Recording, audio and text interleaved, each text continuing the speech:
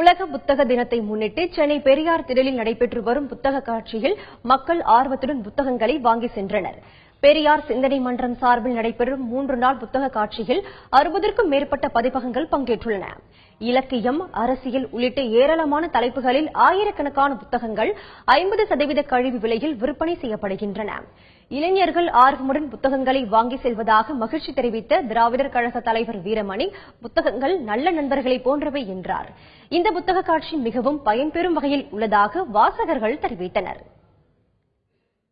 புத்தக நாள்ல இவ்வளவு புத்தகங்களை பொதுமக்கள் இளைஞர்கள் குறிப்பா படிக்கிறாங்க.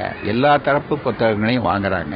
இதுல வேறுபாடு இல்லாம, கருத்து மாறுபாடு இல்லாம, கொள்கை மாறுபாடு இல்லாம அத்தனை பேர் வராங்கன்றது புத்தகம் படிக்கக்கூடியது மக்களுக்கு ஒரு சிறந்த நல்ல நண்பர்களை பெற்று போவது மாதிரி ஒரு வாய்ப்பு. நல்ல வரவேற்பு, பாராட்ட வேண்டிய விஷயம். நிறைய புக்ஸ் நிறைய வாங்குறாங்க, சில்ட்ரன்ஸ் நிறைய வராங்க, பெற்றோர்களும் நிறைய வராங்க. இதை பார்த்தா சந்தோஷமா இருக்கு. இதே மாதிரி நிறைய முறை கண்டக்ட் பண்ணா நல்லா இருக்கும்னு நினைக்கிறேன். இந்த புத்தக கண்காட்சினால நிறைய ஸ்டூடெண்ட்டும், நான் ஆக்சுவலா குரூப் 1 படிச்சிட்டு இருக்கேன், அதுக்கு தேவையான புக்ஸும் இப்ப கிடைக்குது. ஸோ அதனால பாத்தீங்கன்னா ரொம்ப சந்தோஷமா இருக்கு. நாங்க என்ன சொல்றோம்னா திரும்ப நிறைய இது மாதிரி புக் ஸ்டோர் நிறைய வைக்கணும் அப்படின்னு ஆசைப்படுறோம்.